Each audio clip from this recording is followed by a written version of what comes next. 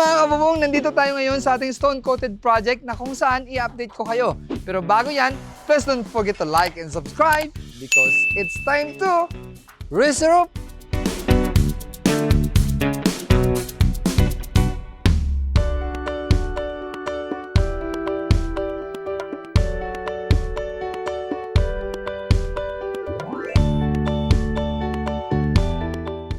So, ayan, nakita nyo naman, di ba?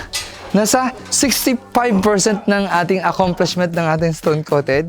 Kaya naman, abangan nyo yung transformation ng ating stone-coated project. Sa ngayon, syempre, nag-install na tayo ng metal roofing dito sa family room, dalawang family room. Medyo nahuli ito kasi nagkaroon siya ng adjustment. Nasa 1.5 meters yung discrepancy niya, magkabilaan.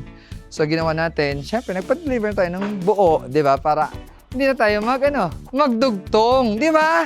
Para hindi na tayo mag-overlap. So ayun, sa ngayon, syempre dahil magsisimula na yung framing ng ating fascia para dito sa ating 12 rooms, magmamock up na tayo ng ating, drip molding. Ito yung naiwanan natin dati. Kaya nag-start muna tayo ng ating stone coated dahil wala pang fascia board.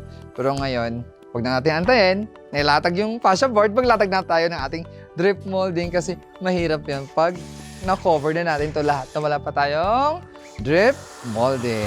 Di ba? Ano nga ba ang purpose ng drip molding?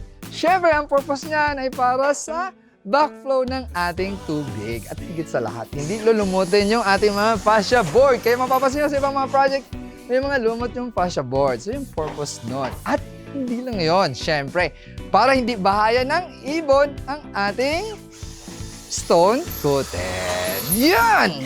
Kuha mo? Gets mo? Gets ka!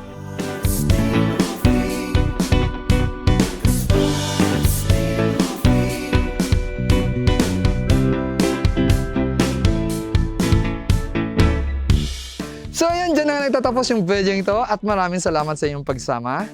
Again, if you want good product, good price, and good service, please visit www.casparroofing.ph or Caspar Steel Roofing Incorporated in our Facebook page. At syempre, abangan nyo ang kabuuang video sa aming YouTube channel, Caspar Roofing Channel. For strong, durable, and built to last, all you have to do is reserve.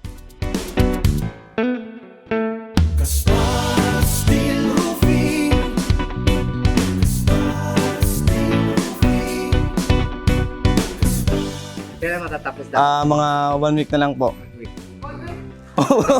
Kumusta naman ang mga tao natin, sir? Okay naman po, mabibilis gumawa. Bilis mo. Opo.